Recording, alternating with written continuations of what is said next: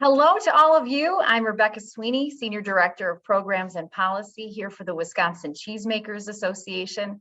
And I want to thank you for taking some time to join in this WCMA members-only webinar focused on ways to find and secure grant funding to support the growth of your dairy processing business. Just a little housekeeping before we get started. Please be sure you are muted so we can avoid interruptions during our presentation. If you do have any questions, we welcome them. Just type them into the chat box in your Zoom control panel. If you send them to everyone, people will be able to see them. If you send them to me, I'll present those privately when we get to Q&A time. Now, here's a look at our agenda. We'll begin with an overview of how to find federal and state grants and best practices for successful applications. We're also pleased and proud today to bring you a closer look at 3 key grant opportunities for dairy processors: the International Market Access Grants offered through the Wisconsin Economic Development Corporation, Dairy Business Innovation Alliance grants offered through USDA by WCMA and the Center for Dairy Research. These are available now in a 5-state region, including Wisconsin, Minnesota, Iowa, Illinois, and South Dakota. And also dairy processor grants that are offered through the Wisconsin Department of Agriculture, Trade, and Consumer Protection. We're going to be sure to save some time for your questions. Our presenters are happy to answer them. Let's start with the same base of knowledge. I'd like to share a couple of tools to help you find grants for which your business might be eligible. For federal grants, your one-stop shop is grants.gov. While there's a wealth of information available on the site, including helpful how-to videos, clicking on the Search Grants tab is where we're going to focus our attention now. On the left side of the screen, you'll see a clickable menu of options allowing you to search broadly or in a more focused way. A strong sample would be to select Forecasted and Posted under the Opportunity Status header, Food and Nutrition in the Category section, and all Department of Agriculture or USDA in the agency section. This search as of today yields 8 grant opportunities, including process and technology improvement grants, micro grants for the food security program, rural innovation, stronger economy or RISE grants, rural micro entrepreneur assistance grants, and more. You'll always see this section noting the date the opportunity was posted and the due date for applications. This site is continuously updated, and I encourage you to check it monthly. Now, at the state level, at least in Wisconsin, agencies have their own grants pages, and there are 2 to which dairy processors should pay very close attention.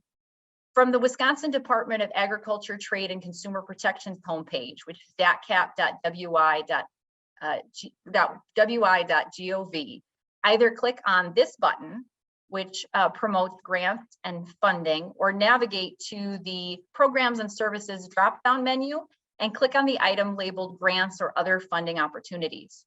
Here, you'll find some information about Buy Local, Buy Wisconsin grants. This program offers grants of up to $50,000 for efforts to reduce the marketing, distribution, and processing hurdles that impede the expansion of sales to local purchasers in Wisconsin. It's a very competitive opportunity with over 450 applications requesting $13.5 million in funding since its inception in 2008.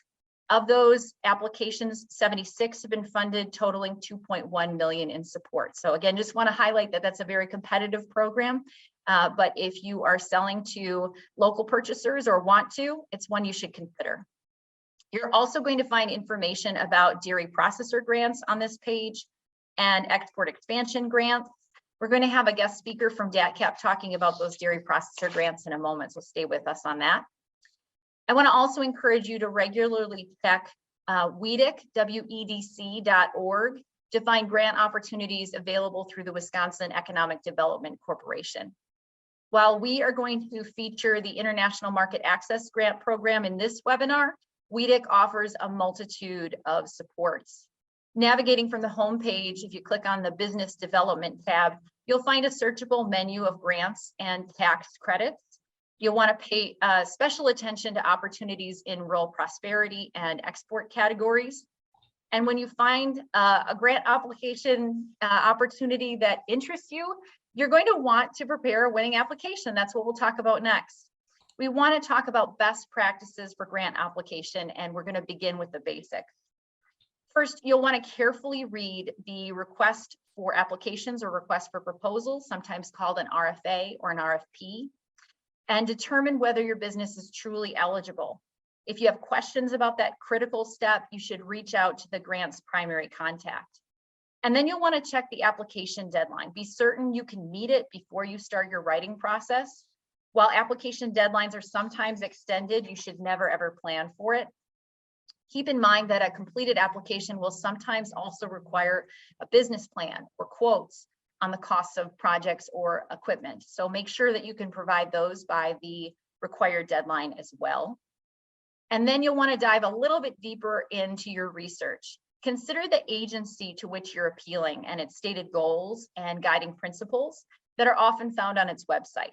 In general, the more your project aligns with an agency and the more your application reflects the agency's goals and guiding principles, the better off you are. When you've done this work, it's time to write. And writing can be a challenge, especially when it's not something you do on a daily basis. But take heart in the knowledge that it's more important to be clear in your application than to be lengthy or use flowery language. Reviewers are not looking for something to be fancy. They're looking to understand what you want to do. You'll want to share the goals of your project directly. And while there are many ways to do that, numbered lists can be a very efficient, effective way of sharing those.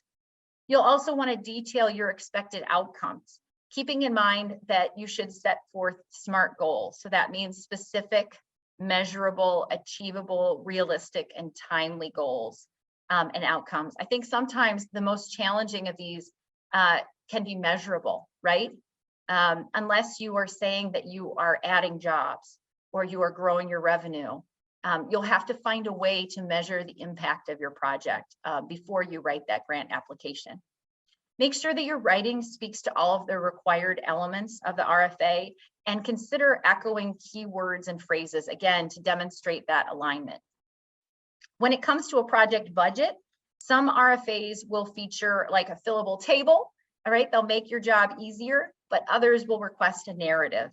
And in either format, you're going to want to offer very specific amounts requested, and wherever possible, back them up with one or more estimates. If you shopped around, definitely let the grant reviewers know that so that they understand that your costs are reasonable and that you're committed to fiscal responsibility. Finally, I just wanted to offer a few quick tips to improve the odds that your application will be funded. One, use your spell check feature, right? Throw it in a Word document and see if there's anything misspelled. It's a simple way to make your application look more professional. Two, you should ask someone or several someones to read your application. And after they do, ask for feedback. If they're not sharing things, try to ask some probing questions. Ask them to tell you what they think you're trying to accomplish, what the time frame is. Make sure that they've read things through. If they understand it, the reviewer will be able to understand it. Ask them what element of the budget needs more detail. Anything you might think would get them started on sharing points of constructive criticism. That's really what you're looking for. You're not looking for somebody to just be a yes man. You're looking for somebody to really share their thoughts on how to make something better, and then edit accordingly. Take that feedback and do something with it. Three, keep an open mind. There are grants of all sizes from many different agencies, and you should consider grants whether large or small. I often hear from our members that they say, we didn't think we were large enough to ask for a $50,000 grant or a $100,000 grant. But unless there's an eligibility requirement for the size of your company that excludes you, you are eligible, and you should consider going for the money that's available to you now. And finally, I encourage you to be persistent. Keep in mind that even experienced grant writers will have their applications rejected from time to time. And if you experience a rejection, ask for feedback, try to learn from it, but don't give up. Now, we're going to turn our attention to a few outstanding grant opportunities, particularly for our members with Wisconsin operations, although one opportunity is for those in the upper Midwest. The first grant we're going to detail, the International Market Access Grant, is offered via the Wisconsin Economic Development Corporation. And I'm so pleased to welcome to our webinar Global Trade and Investment Grant Specialist, Katie Udak. Thanks for joining us on, I know, a very busy day, Katie, and for sharing your expertise with our members. My pleasure, Rebecca. Thank you so much for having me. Let me just get my screen up. All right. So as Rebecca said, my name is Katie Udak. I'm with the Wisconsin Economic Development Corporation, and I'm going to tell you a little bit about our International Market Access Grant. For those of you who are not familiar with the Wisconsin Economic Development Corporation, we are Wisconsin's lead economic development agency. We offer technical and financial assistance to Wisconsin businesses to support entrepreneurship and innovation, business and community development, marketing, and especially global trade and investment. Within global trade and investment, what we seek to do is to support Wisconsin businesses with their export development and their ability to sell internationally. And our financial assistance program that we use to do that is called the International Market Access Grant, or the IMAG. Under this program, Wisconsin companies can be reimbursed for specific short-term expenses that are associated with a targeted export project to help grow your presence in an identified international market or markets. We provide 2 tiers of support with this program, $10,000 for any eligible applicant, or up to $25,000 for companies that have graduated from our Export-Tech Strategy Development Program. And if anyone is interested in that program, I'll put my contact info at the end of the slide. This program, the International Market Access Grant, is designed to support companies that are at least 1 year old and have an exportable product or service, but we are very flexible about your export experience, whether you are totally new to exporting or you already have some level of export experience. What we're really looking for is a project that boosts a company's ability to export in a short term in a way that wouldn't be possible without this grant funding. So we try to tackle those one-time expenses that are preventing you from really getting your international sales going. It is a very, very flexible program, and it provides support for a wide variety of activities. We are able to support trade shows. That's our most common expense. That includes registration, booth construction, those one-time expenses like shipping parts of your booth to the show. We can also cover interpreters or other staff to assist you at the trade show, and any trade missions other than WEDC sponsored trade missions. So that could be with the Department of Agriculture or the US Commercial Service, or even some private companies that offer different kinds of trade trips. We also support marketing and promotion, and this is the category that we are pushing the most right now with the increasingly digital economy, getting that website up and running, getting e-commerce available if you can. That also includes translating your website or other marketing materials, whether they're print or digital. And we can also cover product certifications if you need certain kinds of food safety certifications to be able to sell in a foreign market. Or if you need intellectual property protection, like a patent or trademark or copyright, to make sure that your brand is recognizable in a foreign country. Those are all expenses that we can assist with on this grant. We can also assist with consulting services. Those are very critical when you're doing IP protection or with things like marketing. If you need a website designer or someone to assist you with your marketing materials, a translator for your marketing materials. Or if you want to do market research, you can use these grant funds to cover WEDC trade rep services for market research or business-to-business matchmaking, or the US Commercial Service, or even private companies that offer those kinds of services as well. And finally, we're able to assist with costs for export education. That includes cultural competency training, best business practices for your specific foreign market, even export compliance, like how to correctly package your product or fill out customs paperwork, and foreign language training to help maybe your sales staff be better able to promote your product overseas. There are a lot of options within this category. We do also have a special category for transportation and lodging. You can use those toward your matching funds on our grant, but we don't cover them. It's a great way to hit that matching requirement. So if you're going to a trade show, we will help you with the cost of your booth and your registration, and you'll probably make up the full matching requirement with your flight and your hotel. Other than that, any cost that is an allowable grant expense is also an allowable match expense. We keep those categories the same. It makes it nice and easy to track your expenses. In general, we're not able to cover costs that are not related to exporting or that are sort of the day-to-day running of your business. That includes product development, capital expenditures, or things like salaries, software, office supplies, those kind of day-to-day expenses that aren't really specific to exporting. But within the category of exporting, we cover a lot. So if you have any questions about a specific expense or a project that you're thinking of, you can always contact me and we can work that out and see if it's something that this grant could help you with.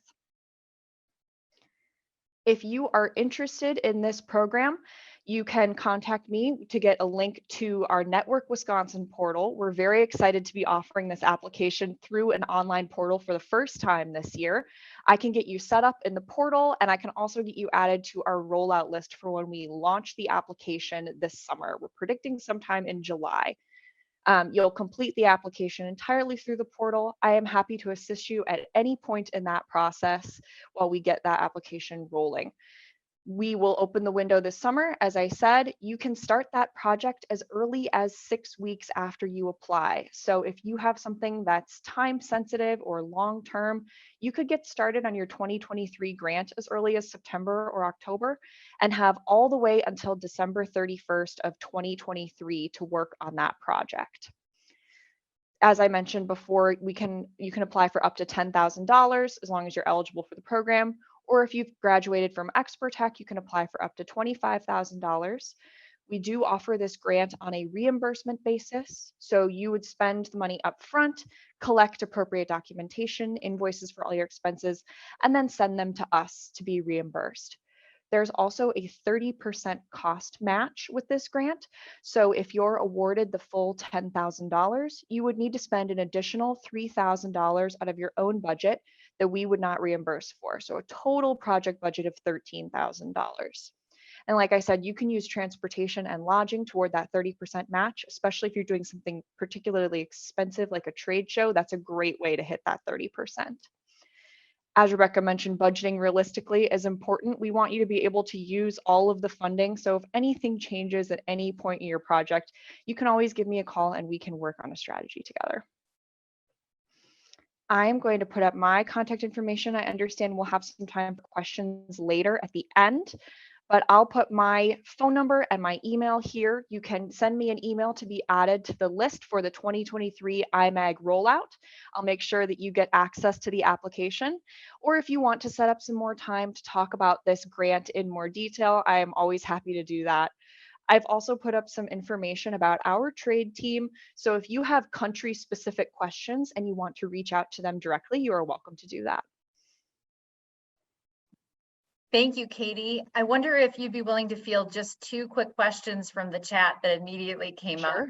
The first one was whether dairy processors' information would be shared if they engage in the IMAG program. The Wisconsin Economic Development Corporation is a state agency, so we are subject to public records requirements. If you have specific public records concerns, I can connect you with our legal team. In general, we release information when it is subject to a specific records request. We would not publicize information just for the sake of publicizing it. Wonderful. And the other question, although I think I know the answer to it, is are other dairy processors engaging in this program? Absolutely. And we have seen a big uptick in dairy processors and other agriculture related businesses participating in this program since we've been partnering with DATCAP on it over the last year. Dairy is, of course, a very exportable product, very popular, especially in Southeast Asia. And we see a lot of dairy companies have success with this program. All right, Katie, we'll save other questions for our Q&A time at the end of this webinar, but thank you so much for sharing your time, your knowledge, and your assistance, your promise of assistance to our members as well. Everybody take down that email address and get yourself on the list for signups. Now we're going to turn our attention to the Dairy Business Innovation Alliance program. And joining us now is our partner in Dairy Business Development, Vic Grassman, who runs the Center for Dairy Research's Turbo program. He serves as the lead coordinator and partner contact at CDR for all dairy processing, commercialization, and economic development initiatives. He's also my partner in grant distribution for DBIA. Vic, thanks so much for taking the time to talk with our members today about this opportunity. Thank you, Rebecca, and good afternoon, everyone. As Rebecca mentioned, I work for the Center for Dairy Research, and for the next 10 minutes or so, I'll be talking about 2 grant programs funded by the USDA through our Dairy Business Innovation Alliance. Next slide. This just shows we're partners with WCMA. Each has a very important role and has been, quite frankly, over the last couple of years, been very successful in bringing these grant funds to eligible applicants. Next slide. So this started at the Dairy Business Innovation Initiative, which was in the 2018 Farm Bill. In 2019, there was a national competition for these funds. 3 centers were created, CDR, WCMA, the University of Tennessee, and the Vermont Department of Agriculture. And each year, approximately $20 million through the 4-year Farm Bill is budgeted for this, and we split it 3 ways. Next slide. So as I mentioned, we're partners. We serve the dairy farmers, dairy manufacturers, and processors in 5 states: Illinois, Iowa, Minnesota, South Dakota, and Wisconsin. And we also have a very extensive network of collaborators, including people within the respective state departments of agriculture, the industry dairy checkout programs in the 5 states, as well as various industry related associations. Next slide. So our grant structure, the USDA requires us to distribute a minimum of 50% of our allocated funds and grants. And each grant allocation has a 3-year time frame. So the DBIA 1, September 2020, the initial received $460,000, and I think we distributed about $231,000. DBIA 2, we received $6.1 million in September 2021, and we are just finishing up distributing those funds where the press release will go out. I think we did 38 awards, totaling $1.7 million. This September, we will receive another $6 million, and that will be the source of funding for the grant funds I'll be describing. And then September 23, pending budget availability, we'll receive another $6 million. In March of this year, we were notified by the USDA that there's going to be a special funding allocation. And in September of this year, we'll be receiving an additional $19 million. We'll expand the DBIA by adding 6 more states: Michigan, Indiana, Ohio, Nebraska, Kansas, and Missouri. And this will represent about 35% of the milk produced in the United States. Next slide. Both programs have the same objectives, and all applications, one of the questions is, how does this relate to our objectives? So the first is on-farm diversification. The second, creation of new value-added dairy products. The third is basically taking a low commodity waste stream and reincorporating that into a value-added product. And the fourth one is export expansion for dairy products. Next slide. So I'm going to talk about the smaller grant program. It's called the Dairy Business Builder Grant, and we'll have a grant cycle opening up this fall. To be eligible, you must be operating or endeavor to operate a dairy farm or manufacturing processing facility in the initial 5 states: Illinois, Iowa, Minnesota, South Dakota, Wisconsin. And then we're going to open it up to the new 6 additional states: Michigan, Indiana, Ohio, Kansas, Nebraska, and Missouri. The grant funds must be used for a dairy related purpose. So if you're a dairy farmer who wants to get into the beef business, that's not going to be eligible. It has to be dairy related. And again, all applications must meet one of the following DBI goals that I just went over. Next. The project timeframe. The project needs to be completed within a year. So for example, if we're notifying the 37 successful award applicants this week, their project we would expect to be done by a year from now. We require some reports, 6 months and 12 months, and we will send out templates. It's basically fill in the blank. Matching funds are not required. Confidentiality, essentially what we do is put out a press release that each awardee can go over and approve the verbiage. And then the only other thing would be if the USDA asks us for information on a specific project, we'd have to respond for that. Other than that, the confidentiality is maintained. Next. So these are reimbursement grants for allowable expenses.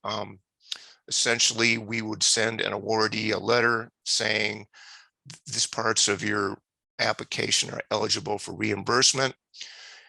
Then you would make the expense and send it to myself or Rebecca, the documentation, paid invoice or something like that. And we would go through it, and by far, most of the time, it's all makes sense. And Rebecca through WCMA would send a reimbursement check. There are some allowable expenses. It can get a little complicated, so we strongly encourage interested applicants to contact us. For example, construction costs are not available for reimbursement, but they certainly could be part of your project. Specialty equipment used in the manufacturing process, like a cheese vat, would be acceptable, but an office computer would not be. And from a marketing perspective, if you market your product, ABC Company's cheese, that's acceptable. But if you just market ABC Company, that is not acceptable. And there's much more, but we certainly would love to be able to talk to you about it. Next slide. So for the fall 2022 Dairy Business Grant, we're going to give out about $1 million. Application sizes ranging from 5,000 to 50,000. The application period, the applications will be available from the DBI website September 19th, and they'll be due on November 10th. And then we'll notify the successful applicants around December 15th. There's the link there, but just keep in touch with us and we'll be able to let you know. We'll Next. throw that in the chat too, Vic. Yep. The second grant program we have is called the Industry Impact Grant. Next. And it's basically the same application eligibility. We're restricting it to the original 5 states instead of the 11, and it has to meet one of the DBI goals as noted previously. Next. Our objective is to encourage medium to large dairy companies to develop an innovative idea or tackle an industry challenge that will not only help themselves, but advance the dairy industry if successful. The reimbursement grants up to $250,000 for eligible expenses. And there's a 2-part application process. One is an abstract, and if it's accepted, then we would invite you to submit a proposal.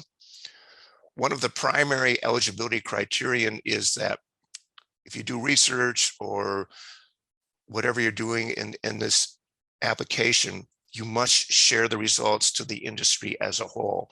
That is a critical part of the application process. Next. So you get 24 months from notified. Reporting requirements, again, 6 and 12 months, and then a final report 24 months after award acceptance. Matching funds are not required in terms of determining whether you've received an award or not, but we expect that the applicant, private sector company, will be putting some of their own funds in. But again, it's not required from an evaluation perspective. And the confidentiality is the same. We will do a press release that each awardee can review before it goes out. And again, we're subject only to requests from the USDA. Next. I want to give you some past examples of this to give you a sense. Cedar Grove cheese is basically taking a waste stream from the cheese process and converting it to a fertilizer. And again, this would create a new revenue stream for small dairy processors. Good Sport Nutrition.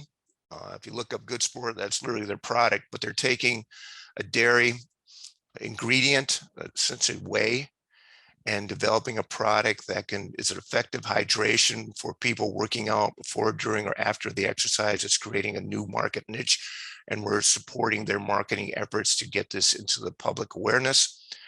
Specialty Cheese in Reeseville is developing an export model for small and medium-sized cheese processors that will allow them to effectively compete with larger companies in expanding export sales.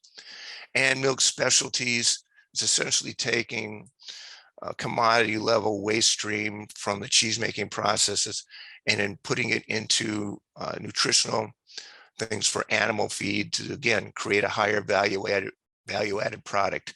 And all these have committed to sharing their results with the industry as a whole.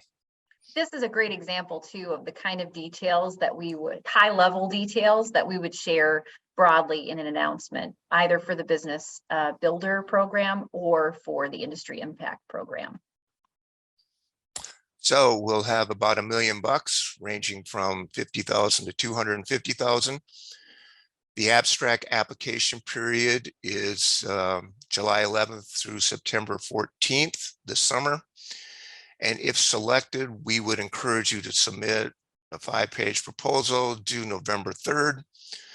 Successful applicants will be notified around November 28th of this year. So I encourage you, if you're interested, to talk to us and we can give you further details. Again, some contacts. Emily Slatter is our coordinator. Rebecca, even though she's young, is a veteran of DBIA from the start, as well as myself.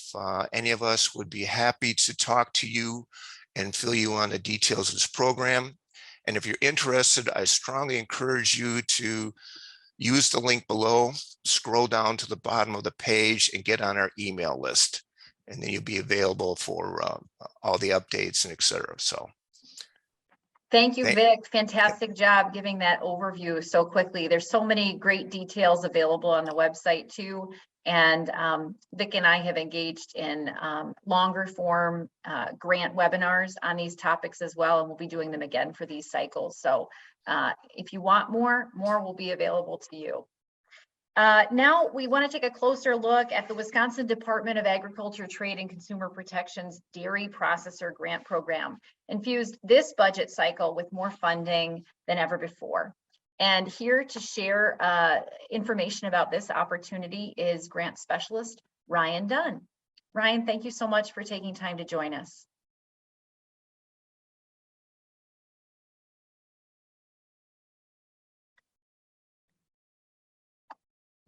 Ryan, we'll get you off of mute and then we'll be able to hear your presentation too. There we go. We ready to go? We're ready to roll. Thank you. Okay, and you can see this all right? We can. Okay, perfect. All right, well, thank you, Rebecca, for putting this all together and hear more about Wisconsin DADCAP's Dairy Processor Grant Program. Again, my name is Ryan Dunn. I'm a grant specialist with the Division of Agricultural Development here at Wisconsin DADCAP. Our Dairy Processor Grant is in its 9th year of existence. It strives to improve the long-term viability of Wisconsin's dairy industry through services to dairy processing plants. And the DADCAP's, our Dairy Processor Grant is available to processors to facilitate operational changes, improve profitability, and foster innovation and economic growth. The key here is, and you'll hear me say this a couple times here, you must operate a licensed dairy processing plant engaged in pasteurizing or manufacturing dairy products or processing dairy products into other dairy products for sale or distribution located in Wisconsin. It is a competitive grant program. It means each application is read and scored by a review team based on these scoring criteria listed in the RFA. We have $400,000 to give out annually. Award ranges from $5,000 to $50,000.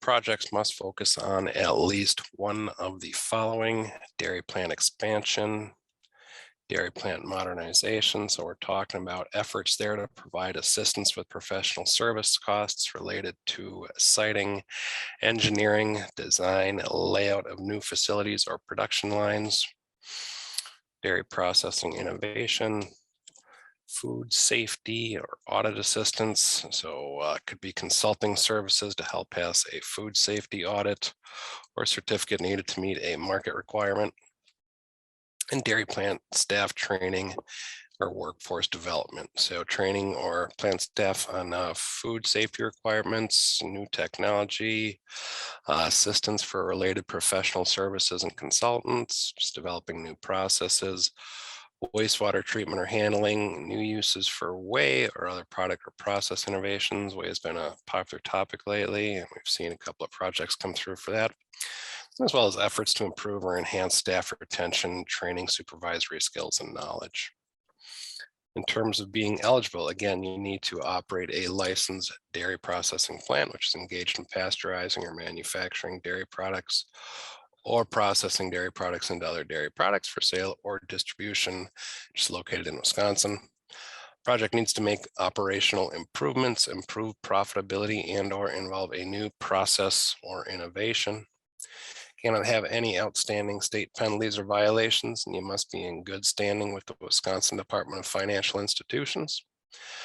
You need to match 20% of your funds. So if you have a $20,000 grant, 20% of that is $4,000. So at least 20%. You can match more if you so choose.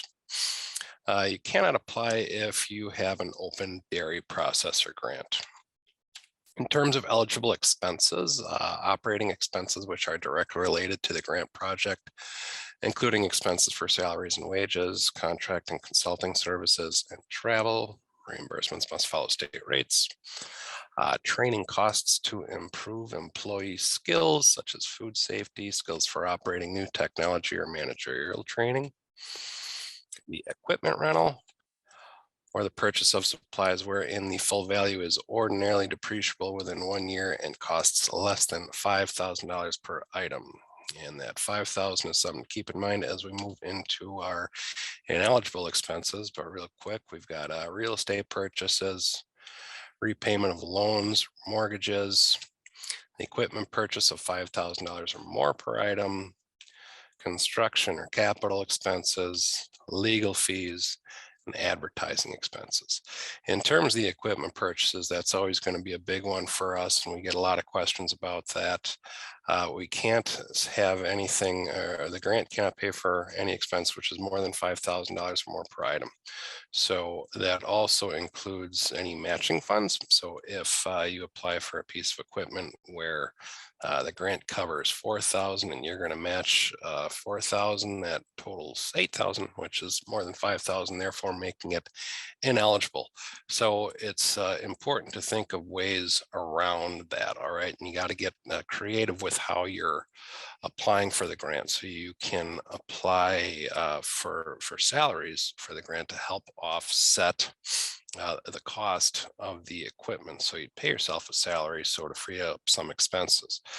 You can also look at the engineering of the equipment. So if you have a new vat, the engineering that is involved in that could be separated out.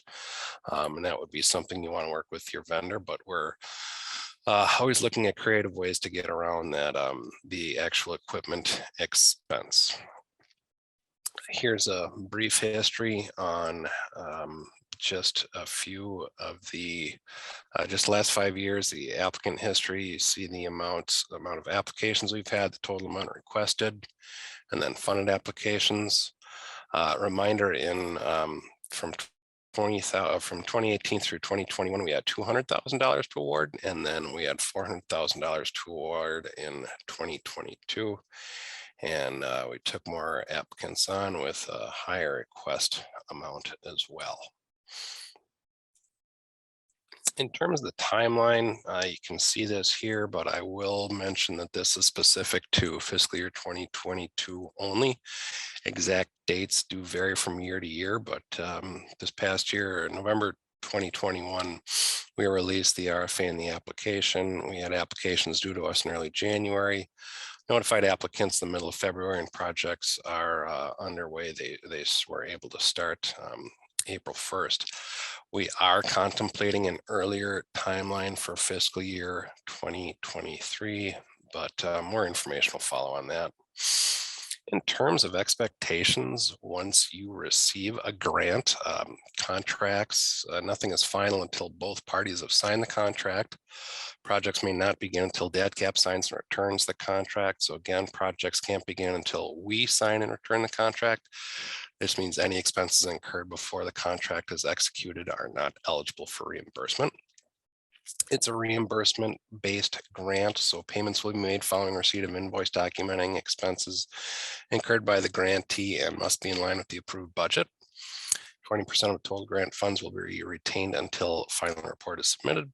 And we have some reports which are due as well, semi-annual reports which highlight activities performed and our goals achieved during the reporting period, and the final report which describes the original intent of the project and benefits and quantitative summary. Worth mentioning here, grants last for 2 years. I won't read through all these, but here are a few of our past recipients and what their projects were. A nice array of different things that people are doing with the money, and no doubt some familiar names as well.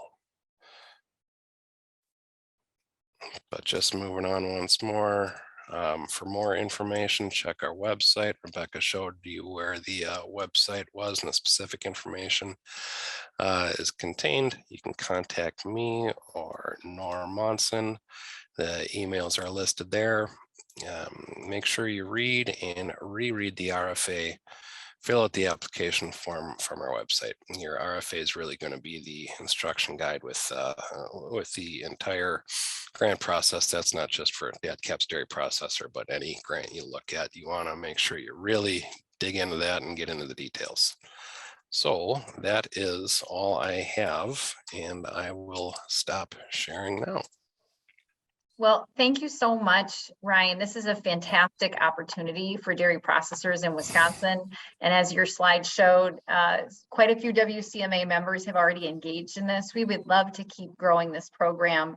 And another hat that I wear here at WCMA is advocacy. I can tell you that we are advocating for increased state investments in this program because clearly there's interest and each dollar is well used. We appreciate the fiscal responsibility of our members, and we know that they're making a difference in the overall economic strength and stability of rural communities in Wisconsin. But now I'm pleased to share some questions that were pre-submitted, and thank you so much to all of our presenters for the information they've already shared and for agreeing to field some questions from the webinar audience. The first question we have, I think is one that's probably on a lot of folks' minds. If you're working at the VAT every day, you're probably not writing every day. This question is, writing isn't something I do regularly for work, and I don't feel very comfortable writing a grant application. Are there any resources for someone like me? I think this is one anybody could field. First, I'll say, give me a call, I will help you. But I think our presenters may have ideas too. Rebecca, regarding the DBIA, we have a series of 8 videos on our website that show the resources available to, and anybody can access them. It's not just Wisconsin. Anybody can access them. Resources available to begin this process. We strongly encourage folks to look at these webinars.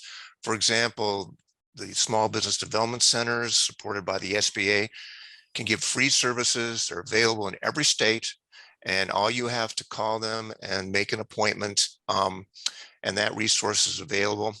Also, regarding the DBIA, our grant application is really a question and answer type thing. It's not a free form type format. So that might make things easier. And then just, it's not so much this question, but if people are listening from other states, I strongly encourage them to contact their respective Department of Agriculture's and economic development agencies, because although we have geographic limitations for these grants, every state has these types of programs. So I would encourage you to get acclimated to what your state offers. I know that Ryan picks up the phone every single time I call him, sharing questions from members too. So I think it's fair to say that the grant specialists, the people who are running these programs, are here because they care about the goal of developing your business and growing your business. And they don't want anything to be a secret or overly challenging. If you have questions or you need some guidance, give us all a call, right? Ryan, how many calls you get on the dairy processor grant program every cycle? That one heats up. That one, especially with the increased funding, we had a lot more questions, which is good. I want the questions. I want to be able to help people propose a good application. And I would also say that, like I said earlier in the webinar, you're not being judged on how large your words are. You're being judged on how clearly you can express the goals and outcomes of expected outcomes of your project, and you're showing fiscal responsibility in a clear budget with support. Our next question: am I allowed to receive a DBIA grant and a dairy processor grant from the state in the same year if I'm not using the monies for the same purpose? I guess this question is for Vic and for Ryan. Yes, this is Vic. Yes. Yes. All right. I would say that be careful, make sure that you are using the monies for different things. No double dipping here. We do talk, right? We communicate. And so you don't want to be paying for a VAT with, not that anyone would, but you don't want to be paying for a VAT with DACAP monies and with DBIA monies. Make sure that there's some really clear lines of delineation as you are applying for both, but we'd love to see you apply for both.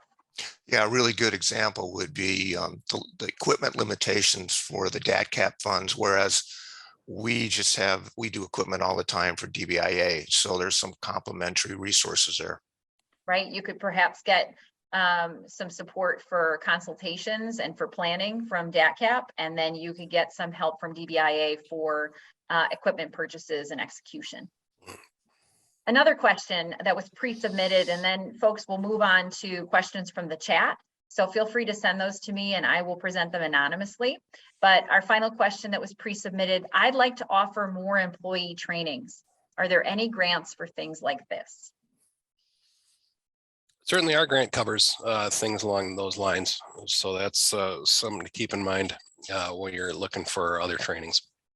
Yeah, I saw that, Ryan. This last round, you had someone who was a plant that was actually hiring somebody in HR, another plant that was executing some employee training. So there are some, there's really quite a breadth of opportunity with those dairy processor grants. Vic, I know you've been doing economic development for, I don't know, I don't want to, maybe right out of high school, because I think it's been 25 years or something like that. But Vic, any insights from you on this? Yeah, I would strongly encourage people looking in that area to contact their respective Department of Workforce Development or whatever name they go by in their states. In Wisconsin, we have the Fast Forward program that can support trainings, but again, find out what's available in your state, because every state has their respective programs in this area. That's right. And if you have specific questions, you can lean on your trade association to find those opportunities for you.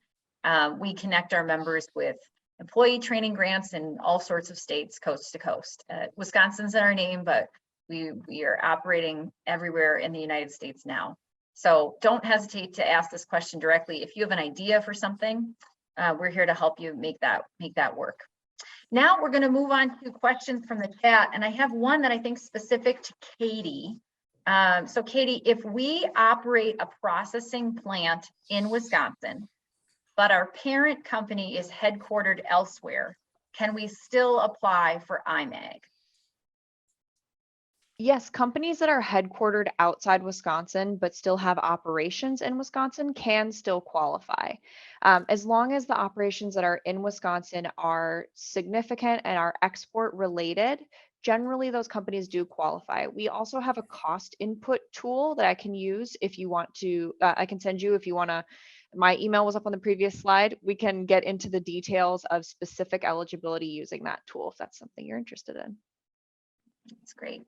And Vic, one other question from the chat was, and I guess I'll direct it to you. I can help back up too. But how much detail is expected for the larger grant application for the industry impact? How much in your final report are you required to share?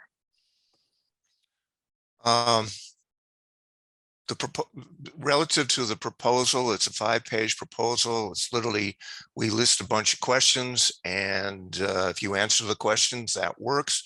If you meet the criterion of committing to share the results of the research with the industry through a white paper or whatever, that makes it very well. We stress this because we respectfully recognize that private sector companies, when they're doing research, don't want to share.